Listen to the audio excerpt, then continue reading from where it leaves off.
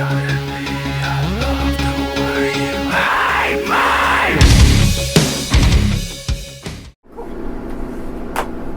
hi, I'm Hannah, interviewing for Bluestribute. I've got some great people to talk to today.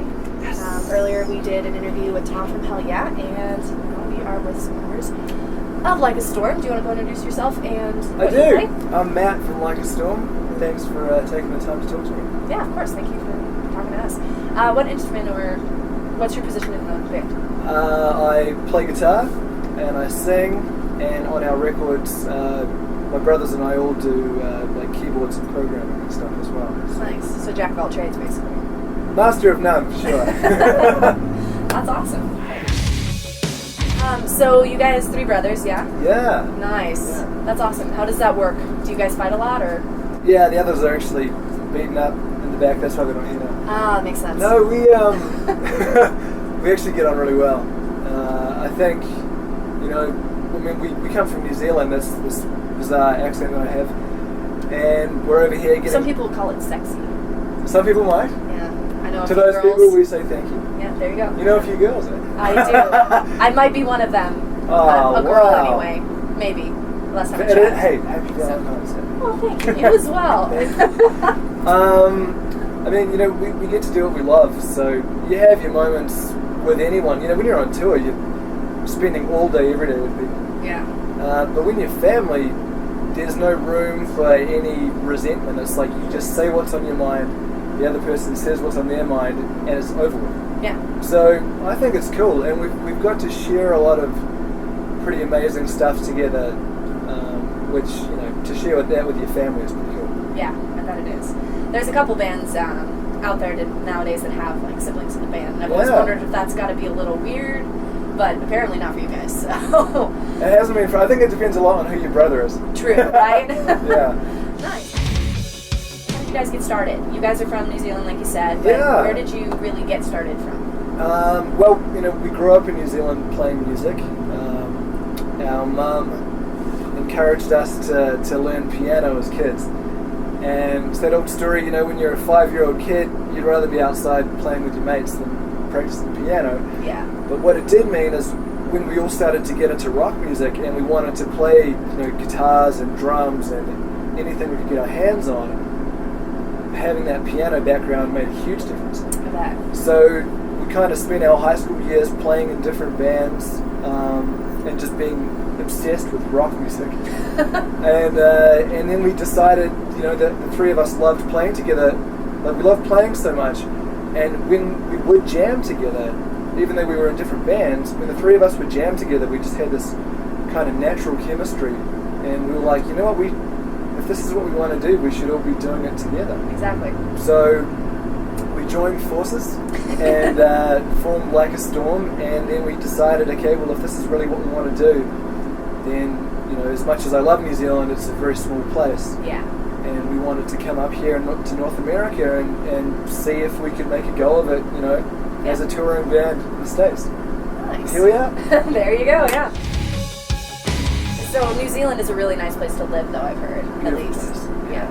Absolutely. I mean, we're really fortunate, you know, we get to go home in the dead of winter. You guys are going to hate me for this, but in the blackest part of North American winter, we escaped to New Zealand for a month or 2.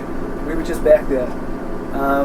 And every time I go home, it's like, this is paradise. Yeah, I bet. But the one thing you can't really do there is tour full time as a rock musician, you know? So we spend 10 months out of the year touring in the States, and the rest of the time in New Zealand. That's awesome. So, well, how did you guys get your name then? Did it have anything to do with being brothers, or? No, you know, it was a line from one of our earlier songs. Nice. And we were looking for a name that, first and foremost, you'll know this, the hardest thing in the world is to pick a band name that hasn't already been taken. Yeah. It doesn't matter how obscure you get, there's already like 10 bands called that. Oh yeah, somewhere in the world. And they're all from LA. Right? Like, yeah. So we wanted a name that was unique, and then also a name that kind of summed up what we were all about. And we've always been drawn to art and music that's really kind of cinematic and larger than life, and so Like a Storm just kind of fit that. Awesome, nice. Cool. So what's your guys' writing process like as far as coming up with a song, producing a song, that kind of stuff? We have kind of a unusual writing style. Ken, Chris and I, my brothers and I, we all write songs. And we all came from bands where we were the main songwriters. And in fact, Chris and I both came from bands where we were the lead singers. So when we started playing together and writing together, we thought it would be cool to keep that dynamic. And so the three of us really work as a team. Yeah. And because we play a range of instruments between us, any part of any song could be written by any one of the three of us. So, you know, our latest single, Wish You Hell, started as a guitar riff that Chris had, that, you know... That's the one with the didgeridoo. That's Love the Way You Hate Love the Way Me. You But that's Hate another Me. good example, because Yeah. Love the Way You Hate Me started as a riff that Kent wrote. And he plays bass live, but he's a great guitarist as well. Yeah.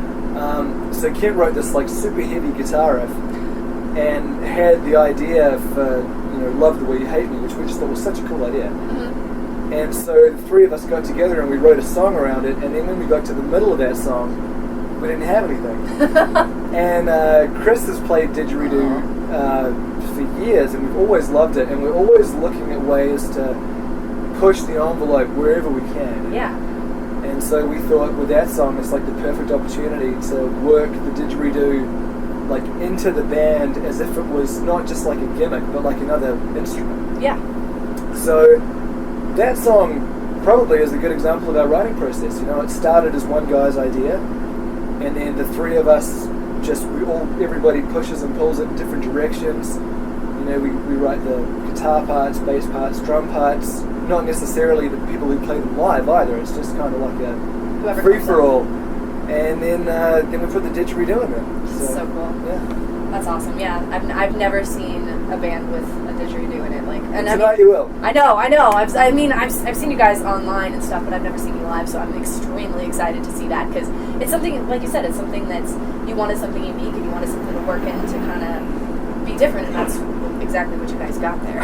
Thank you. Really cool. It's such a cool sound. I mean, I think, you know, because New Zealand and Australia are really close, and you're just growing up, you're always aware of the didgeridoo, and it's just like one of the most primal, like hypnotic sounds like I've ever heard. Yeah. So when Chris learned how to play it, it was like, dude, we've got to start using this in our music. This is amazing. Yeah. And with our most recent album, Awaken the Fire, which comes out here February 24th, shameless plug, which Love the Way You Hate Me is from, we got to produce that record ourselves. So we're in the really fortunate position of coming up with these crazy ideas and then actually being able to see them through, because we're allowed to do whatever we like. Exactly. So yeah, so our creative process is for us pretty fulfilling. Yeah. Well, definitely. That's the goal, right? Yeah. You want to be able to enjoy the music you're playing. You do. That's ultimately why you do it. Yeah, exactly. So I guess we touched earlier on you guys tour a lot, and you know, kind of started and did some stuff in LA and stuff like that and whatever. Do you guys have any crazy tour stories? Yeah, we do. I mean, I'm sure you How do. long have you got? Like, we have a bunch. I mean, you know, there's the predictable ones, the nights of debauchery. But one of my absolute favorites for me is I always loved Puddle of Mud growing up, and we got to tour with Puddle of Mud and Shinedown and Skillet in 2010. I freaking love Skillet. They're so nice. And Shinedown. I mean, that was like the most amazing tour. And at a bunch of these shows, because we were playing in arenas, you know, there's usually only maybe 2 or 3 dressing rooms. So a lot of the shows we'd be sharing a dressing room with Puddle of Mud. Yeah. And we got to know the guys really well, and we got to know Wes really well. And I was telling him one night that people kept mistaking me for him in the crowd. Because we're, you know, at that point we'd only been touring in the US. It was maybe our 2nd or 3rd tour in the US ever. Mm-hmm. Most people had no idea who we were. They see like a guy with straggly blonde hair walking through the crowd, they automatically think it's Wes from Puddle of Mud. Right. So after about 6 nights of this happening, I said to Wes, I was like, dude, everywhere I go, people think that I'm you. And he's like, oh man, you know what we got to do? Tomorrow night, we're going to dress you up as me. and you're going to go out on stage instead of me, and we're going to trick like 10,000 people.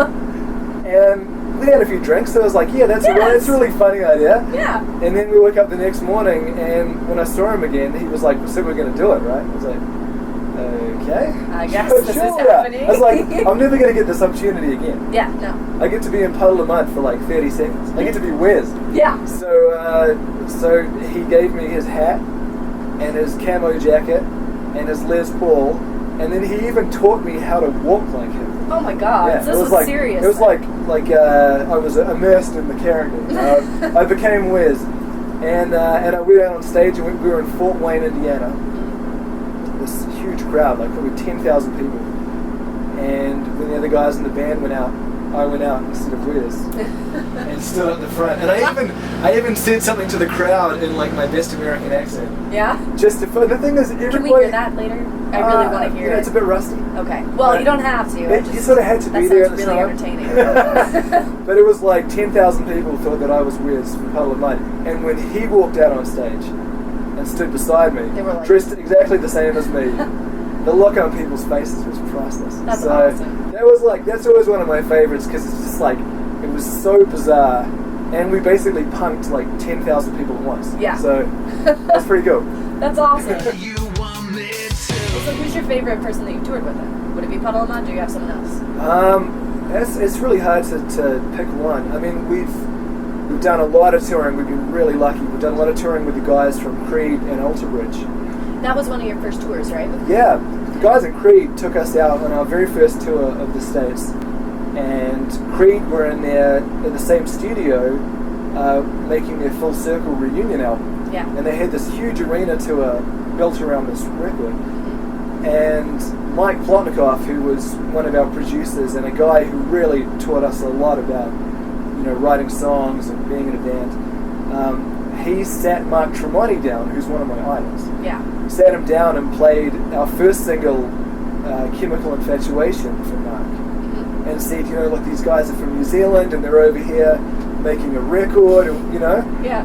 And Mark and the guys really loved the music, and they loved the idea of what we were doing.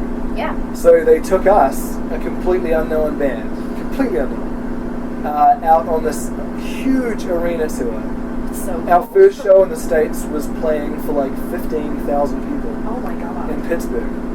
Shoot. And we've been lucky enough to tour with Creed again, Scott Stapp as a solo artist, and Alter Bridge as well. So if I had to pick like a camp who've probably done more for us than anybody, I would say it's those guys. Nobody would know who we were if it wasn't for them. Yeah, So, that's so cool. yeah, we're hugely grateful for those guys. Yeah, that's awesome. It's so cool when you see bands that like take smaller bands too, especially, and just bring them out and they're like, here you go. Yeah. You guys are awesome. This is a taste of what you're gonna have, because you guys totally are getting that. So that's awesome. Cool. So you guys have a new album coming out. We do. Yeah. Do you want to tell us a little bit more about it? Any teasers you want to? I do. So the record's called Awaken the Fire, and it features Love the Way You Hate Me, which was the first single, which features the didgeridoo. Mm-hmm. And our latest single, which is a song called Wish You Hell. Yeah. Wish You Hell was also one of those songs where we really got to take a lot of creative liberties. In the time that we've been touring here in the States, we've really gotten into the blues. Yeah. We spent a lot of time in Chicago, a lot of time down south, and we've just kind of fallen in love with the blues. It's like such a heavy, dark sounding genre. Yeah. It's crazy to think. Do you watch Metalocalypse or no? Yes. Okay. Love Metalocalypse. Train leaving the station. That's the thing. Like every musician loves the blues. Yeah. It's like it's just so authentic. And we came up with this line, "Wish You Hell," and we just thought that sounded so much like an old Delta blues song. Oh yeah. And so we built this song around it that combines Delta blues with hard rock. And we thought rather than sample an old song, we would write and record that sample ourselves. Oh, that's awesome. So Kent, my brother, plays a jaw harp, and I played mandolin. Chris played slide guitar, and then I did my best impression of like a Samuel L. Jackson type blues guy, and that's what's on there. Yeah. So the record is kind of it kind of runs the gambit of everything that we like, from super heavy hard rock all the way through to we have an acoustic ballad on there that's just acoustic guitar and vocals and a cellist. Oh, that's awesome. So we really got to see our vision through on this record, and we're really excited about it. So I'm very pumped that it's coming out not only in the States but also in Europe. That's really cool. Yeah, really and you guys have toured internationally too, right? Yeah, well, we've toured a lot. We played a lot in New Zealand, and we're going to be going over to Europe this year. Nice. And then here we are in the States tonight. Mm-hmm. So, yeah, awesome. Well, is there anything else you wanted to talk about or plug before we leave? I just give a big shout out to our fans, man. We love you guys. Thank you so much. We would never be here without you. So thank you. And we'll see you guys soon. Yeah. All right, Hannah Bluestribute. Thanks for watching, guys.